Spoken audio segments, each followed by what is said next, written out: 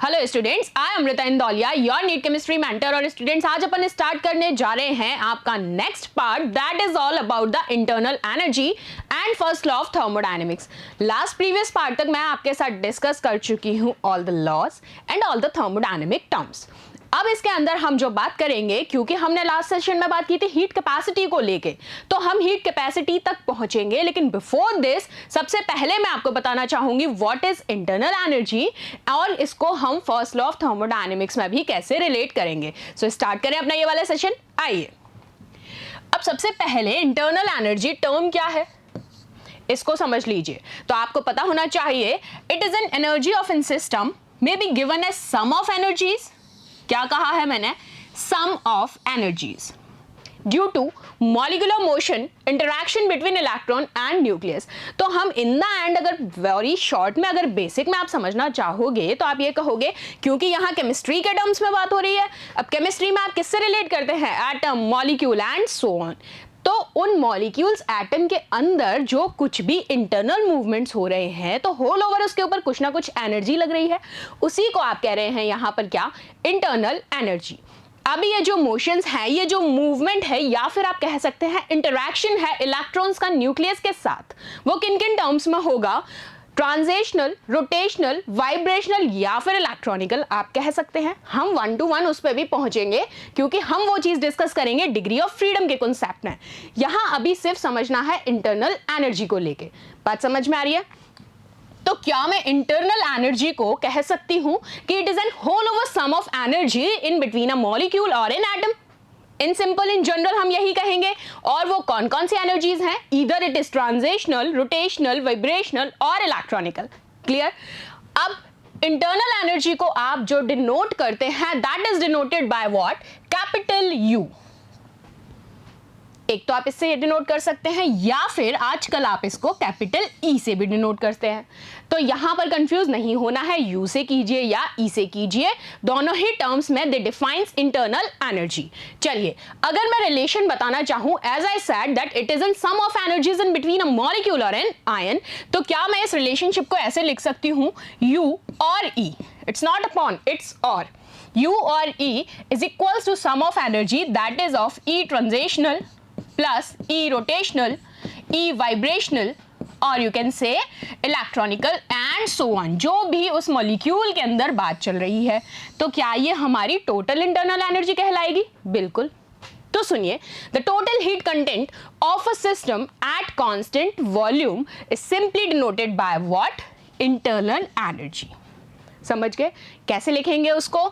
उसको आप लिखेंगे du और यू कैन से DE, क्योंकि हमने दोनों ही टर्म्स में अब इसको समझ लिया है। तो ये क्या हो जाएगा? Total heat at constant volume. बात समझ में आई? A total heat content of a system at constant volume, this is it. अब इंटरनल एनर्जी को और थोड़ा सा हम ब्रीफली पढ़ लेते हैं। कितने टाइप की ये होती है? One is potential energy and another is kinetic energy. Potential energy को भी अगर मैं फर्दर आपके साथ ब्रीफ करूं, तो आप कहेंगे it is intermolecular, intramolecular, nuclear energy और बाइंडिंग एनर्जी।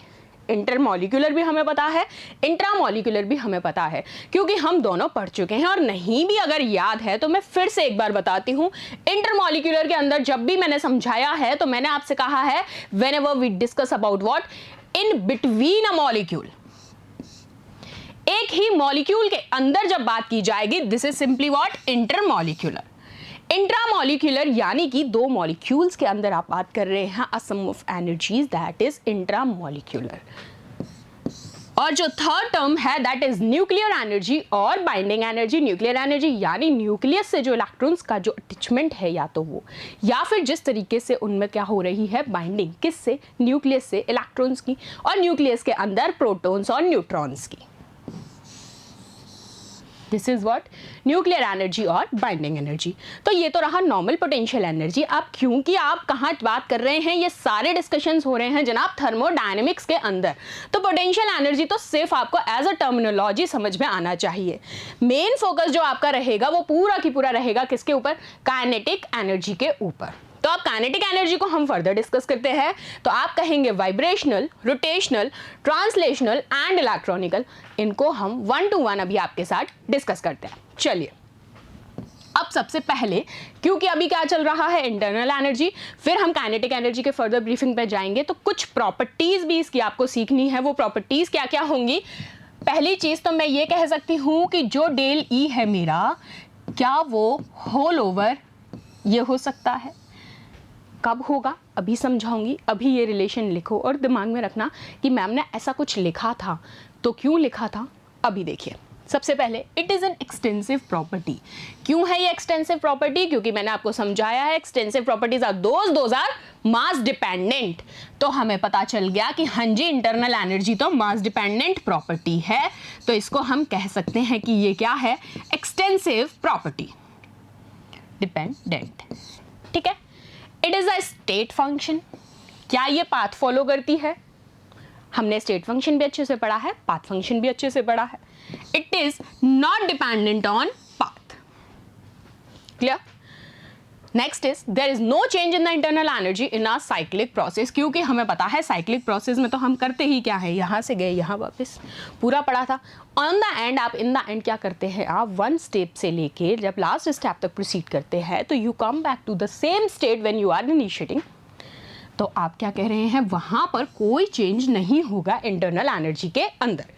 चलिए, next, internal energy of an ideal gas is a function of temperature only. Very very important.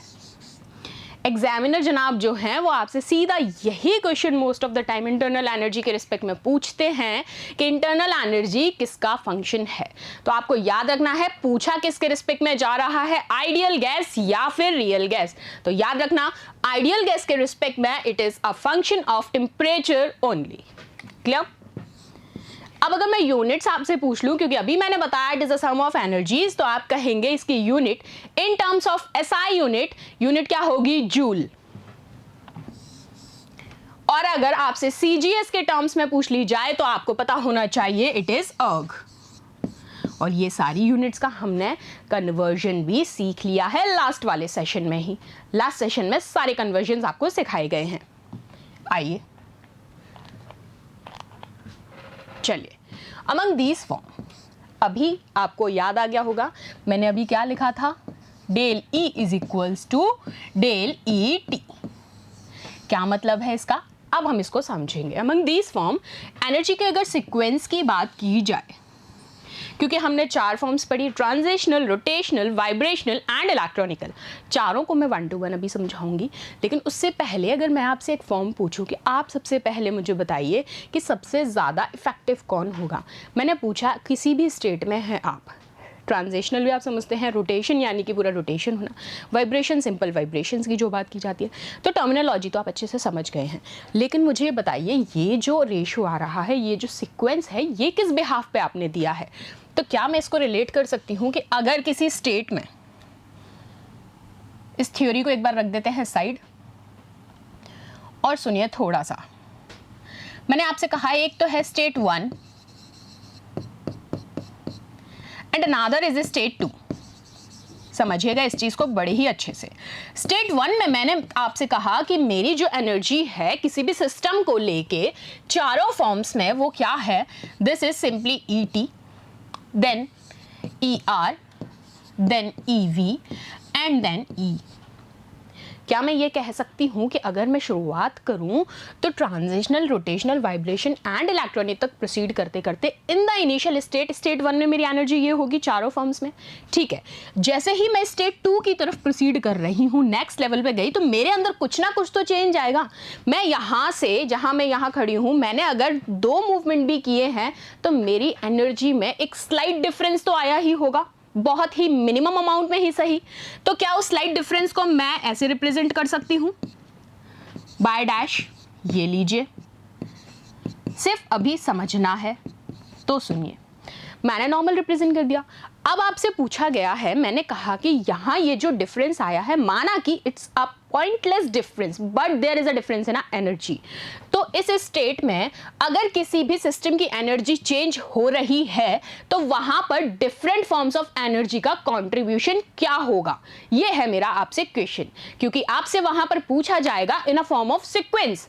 वो आपसे ये नहीं पूछेंगे इसमें रोटेशन कौन सा हो रहा है, वो आपसे पूछेंगे इन अ फॉर्म ऑफ सीक्वेंस कि जो डिफरेंस आया है क्या सिस्टम की एनर्जी में, वहां होल ओवर कंट्रीब्यूशन क्या है उन डिफरेंट फॉर्म्स ऑफ एनर्जीज का। तो सुनिए, अब मैंने जब ये रिलेशन लिखा तो अगर मैं इसको एक ऑर्डर में अरेंज करना चाहूं तो क्या हम इस तरीके से ऑर्डर अरेंज कर सकते हैं? देखिएगा, इज इट विजिबल? तो मैं ये ऑर्डर लिख देती हूं E T dash E T, then ER dash ER and क्या समझ में आया आपको? आपको इस रिलेशनशिप से एक चीज ये दिख रही है सीधा सीधा कि भाई जो इलेक्ट्रॉनिक लेवल है एनर्जी का, इसमें आपको सबसे ज्यादा चेंज देखने को मिला है। सॉरी,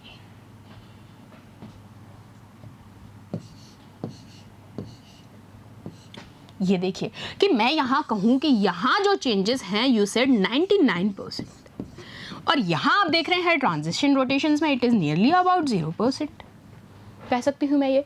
तो मैं अगर यहां इस फॉर्म को सेट कर रही हूं, सी दे रहा आपका फॉर्म, आ जाइए इस इक्वेशन पे,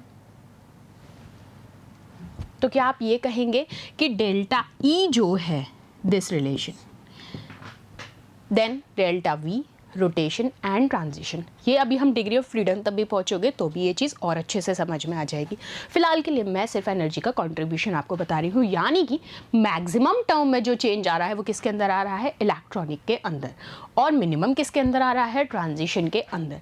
तो क्या मैं ये कह सकती हूँ, आप इस रिस्पेक्ट में देख रहे हैं, और फिर जब आपने डिफरेंट फॉर्म्स ऑफ एनर्जी के रिस्पेक्ट में देखा तो आपने देखा जस्ट रिवर्स हो गया।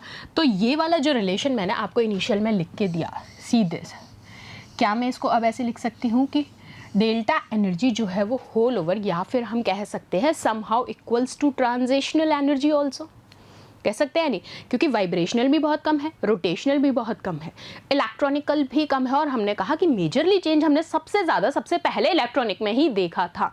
लेकिन हम बात कर रहे हैं as a form of contribution of all the energies, तो आपने कहा कि whole over E is equals to E T. कर दोगे, कोई दिक्कत नहीं है।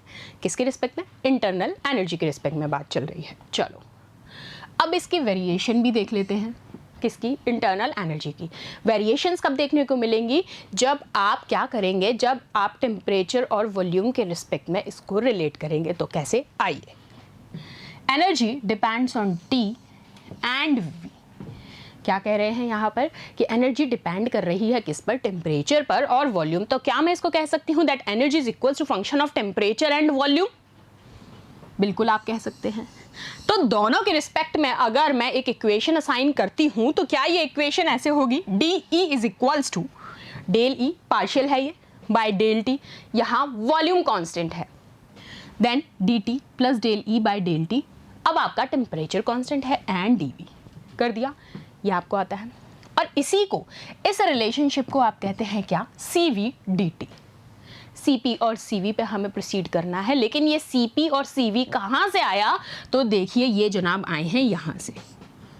और कैसे आए हैं, internal energy is in function of temperature and volume, so that we can assign first form is the constant volume and in another form at constant temperature. तो यहाँ से आपको मिला है ये कौन, सी वी। बात समझ में आ गई? क्योंकि आप बार बार क्या कह रहे हैं, इंटरनल एनर्जी है क्या, ये लो,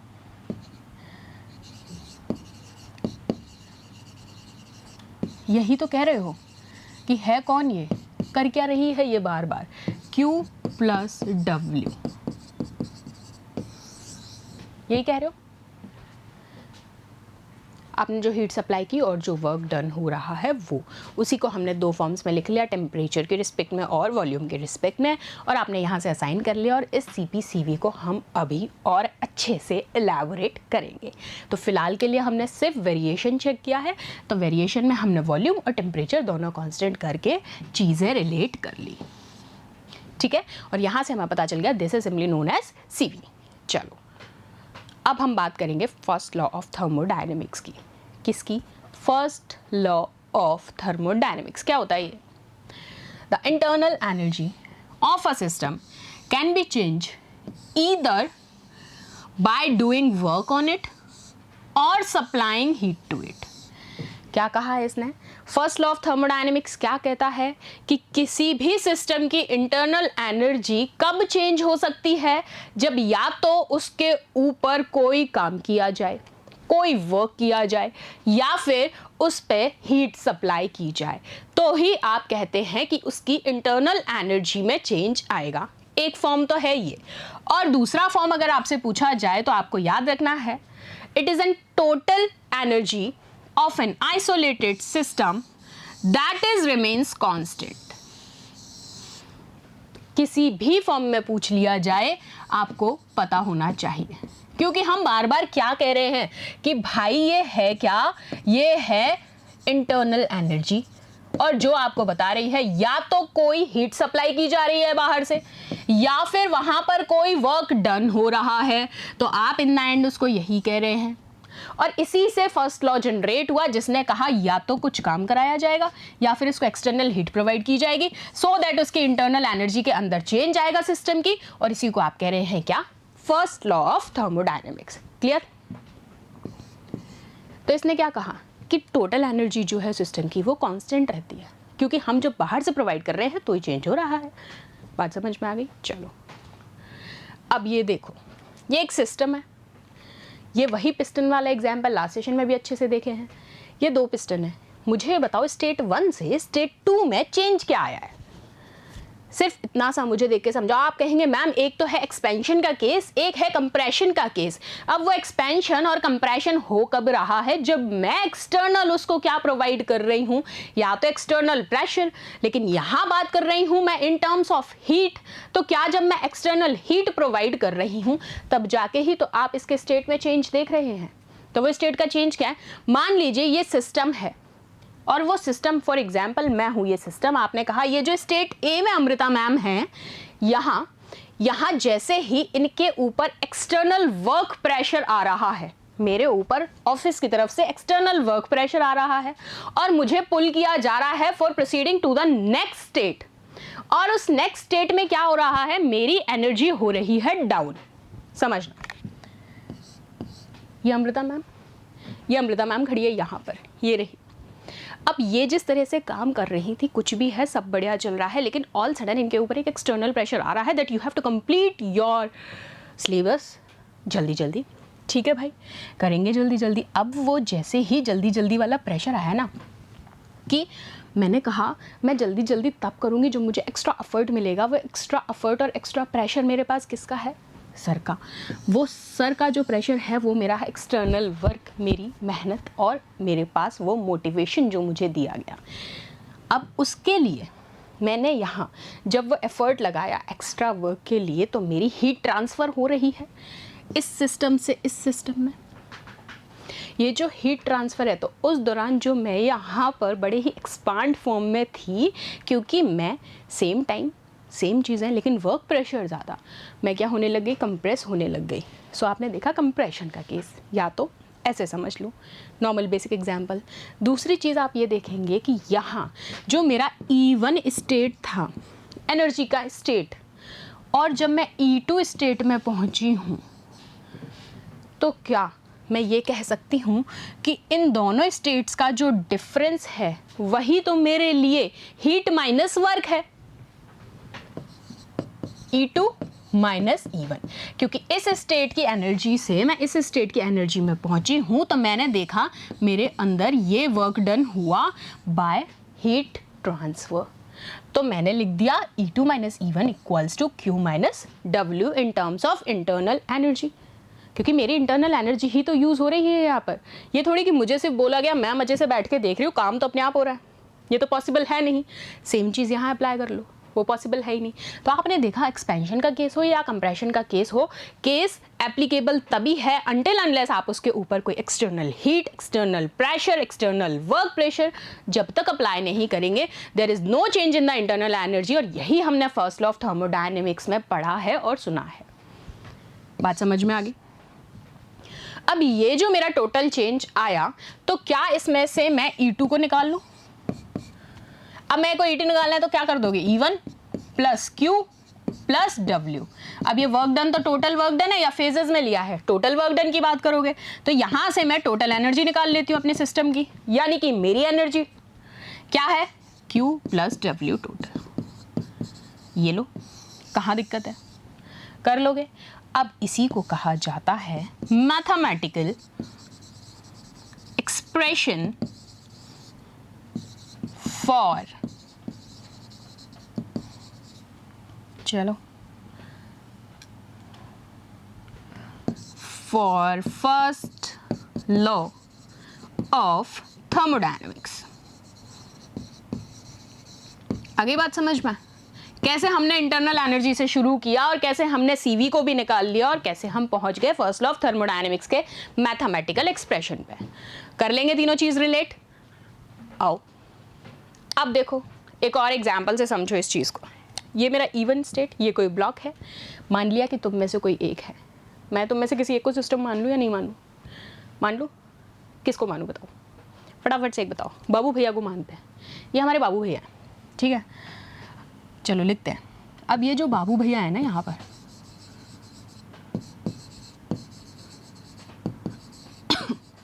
अब बाबू भैया को हमने कहा कि बाबू भैया थोड़ा सा काम कर दो यार, मेरे को ये काम करवाना है, प्लीज़ ये काम कर दो। बाबू भैया कहते हैं मैं ऐसे ही थोड़ी काम कर लूँगा, मैं तो नहीं उठ रहा यहाँ से, यानी कि बाबू भैया नीड सम एफर्ट उसके लिए। अब वो एफर्ट क्या है, मैं एक्सटर्नली तो उनसे कह रही हूँ, लेकिन जब तक मैं उनके ऊपर प्रेशर नहीं बनाऊंगी, और वो प्रेशर मेरा किस फॉर्म में है, हीट की फॉर्म में, तब तक बाबू भैया का मूवमेंट होगा नहीं होगा। तो बाबू भैया को जब मैंने प्रेशर डाला in a form of heat, external heat मैंने प्रोवाइड की, यानी कि मैंने उनको पुश किया in a form of heat, तो बाबू भैया के साथ कौन ऐड हो गया, प्लस क्यू। अब जैसे ये प्लस क्यू ऐड हुआ, यानी कि एनर्जी, एक्सटर्नल एनर्जी मैं बाबू भैया पे अप्लाई कर रही हूँ, तो ये बाबू भैया की एनर्जी के स्टेट आ गया E1 प्लस क्यू। तो यहाँ पर बाबू भैया के अंदर ये लो, पहला चेंज तो ये, बाबू भैया इस स्टेट में आ गए मिड स्टेट में। यहाँ बाबू भैया से कहा जाता है, बाबू भैया हो गए थोड़े से और एनर्जेटिक, क्योंकि उनके पास एक्सटर्नल हीट आ गई। अब बाबू भैया से कहा गया, बाबू भैया यार यहाँ तक आपने कर दिया, तो थोड़ा सा काम और करना है आपको, बस कुछ नहीं करना है ज़्यादा, आप कोई लोड नहीं है, काम हमारा कंप्लीट हो गया है, आपको सिर्फ इस काम को फिनिश स्टेज तक ले जाना है। लेकिन उस फिनिश स्टेज तक ले जाने के लिए आपको थोड़ा सा यहाँ से चल के यहाँ तक जाना पड़ेगा। दैट मीन्स कि टोटल अमाउंट ऑफ वर्क आपको कुछ यहाँ पर करना पड़ेगा। यहाँ मैंने करवाया था, मैंने वो एक्सटर्नल हीट दे के काम करवाया, बाबू भैया यहाँ तक आए। अब बाबू भैया को इस स्टेट पे आना है, E2 स्टेट पे, तो बाबू भैया को कुछ काम खुद से भी करना पड़ेगा। बाबू भैया ने कहा ठीक है यार कर लेता हूँ। तो क्या बाबू भैया का स्टेट ये हो गया, क्योंकि पहले Q मैंने प्रोवाइड किया और W बाबू भैया ने किया, तो टोटल वर्क डन हो गया सिस्टम में। अब ये जो टोटल वर्क डन अप्लाई किया गया हमारे बाबू भैया के ऊपर, तो चेंज किस में आया, इंटरनल एनर्जी में। किसकी, बाबू भैया की। किस किस के थ्रू, वो जो एक्सटर्नल हीट मैंने उनको प्रोवाइड की वो, साथ साथ टोटल वर्क जो उन्होंने किया। तो आपने कहा कि E2 का रिलेशन कैसे आ गया, अभी मैंने आपको बताया। कलर चेंज करते हैं, E2 is equals to E1 Q plus W, या फिर आपने टोटल एनर्जी चेंज कहा तो क्या था, Q प्लस W टोटल। अभी मैंने आपको इस चीज़ को समझाया भी, तो कर लेंगे क्लियर। सिंपल है, कुछ भी कोई बड़ी टेंशन है ही नहीं। अगर थर्मोडायनेमिक्स को रटोगे तो काम बिगड़ जाएगा, जो समझोगे तो इससे इजी चैप्टर कोई नहीं है। चलो अब इसकी कुछ एप्लीकेशंस देख लें। कितना इजी था, फर्स्ट लॉ यूँ आया यूँ ख़त्म हो गया भाई, हवा बना रखा था तुमने फर्स्ट लॉ ऑफ थर्मोडायनेमिक्स अभी तक। चलो अब फर्स्ट लॉ ऑफ थर्मोडायनेमिक्स की एप्लीकेशन देखते हैं। कौन कौन से प्रोसेसेस में बात होगी, आइसोथर्मल, एडियाबेटिक, आइसोबारिक, आइसोकोरिक। अब इतना तो याद होगा, थर्मल मतलब डेल्टा T 0, एडियाबेटिक बोले तो क्या हो जाएगा, कौन 0 हो जाएगा एडियाबेटिक में, क्यू, क्या क्यू बनाया मैंने, आइसोबारिक प्रेशर और आइसोकोरिक वॉल्यूम, ये तो याद होंगे चारों। अब क्या करना है, इंटरनल एनर्जी वाली चीज़ों पे अप्लाई करते जाना है 1 to 1। आ जाओ करते हैं। सबसे पहले बात हो रही है आइसोथर्मल प्रोसेस की।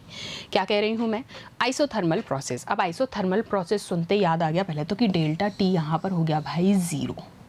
क्या कहा मैंने, एडियाबेटिक नहीं है ये, आइसोथर्मल प्रोसेस में बोल रही हूँ। आपने कहा कि डेल्टा टी हो गया 0, मतलब टेम्परेचर तो कांस्टेंट है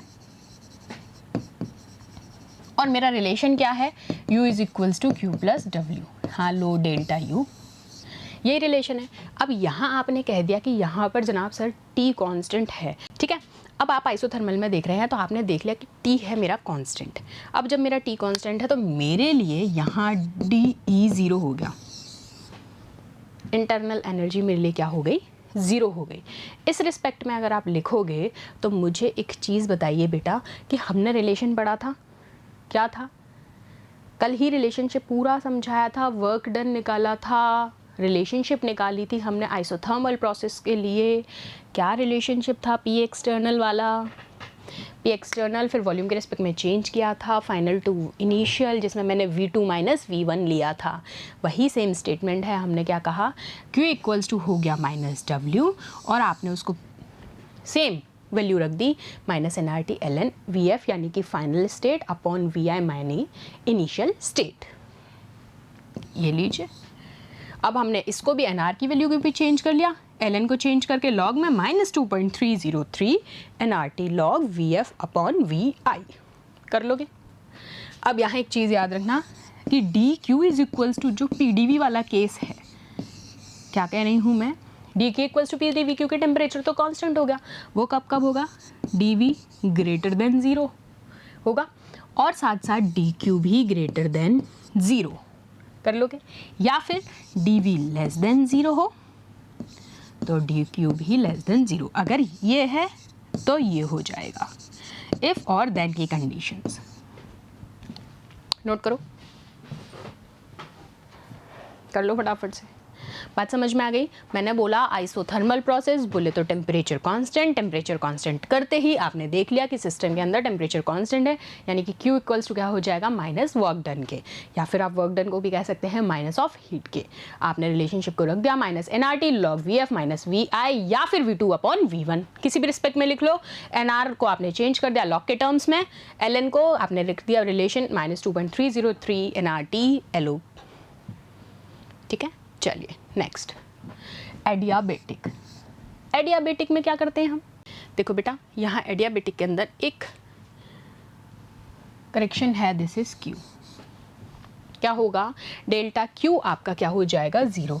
तो आप कह सकते हैं DE is equals to PDV। पढ़ते आ रहे हो या नहीं, बार बार पढ़ते आ रहे हैं, और इस DE को ही कह रहे हो NCV/DT इक्वल्स टू PDV। और इसमें भी अगर मैं इफ देन कंडीशन पूछ लूँ तो आप कह देंगे DV ग्रेटर देन 0, यही कहोगे, और DT लेस देन 0। अब देख लो, a process in which heat is not allowed to enter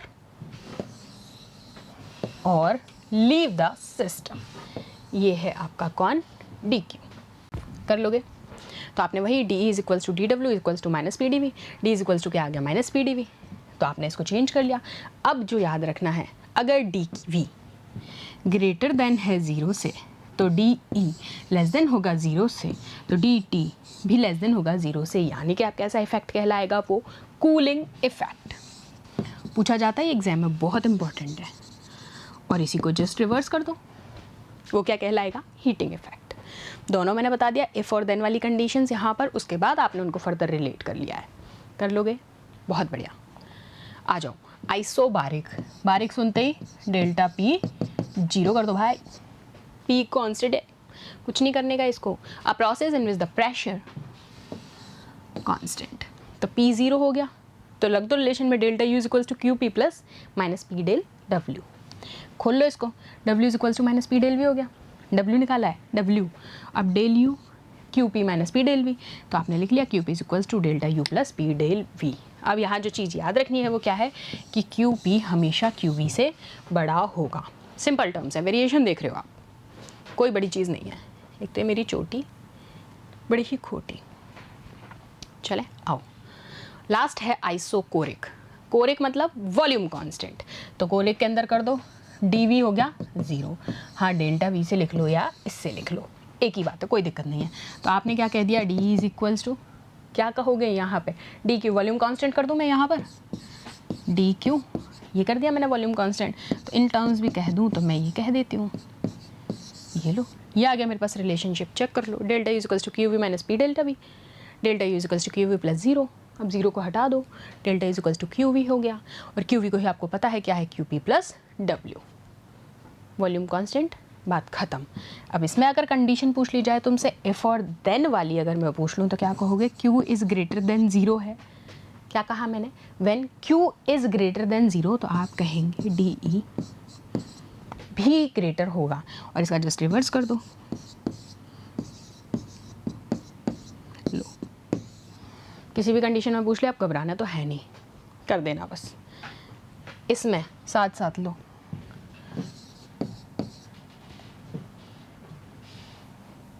यहीं लिख दूँ, DV less than and DT greater than, if और देन वाला फॉर्म कर लेना।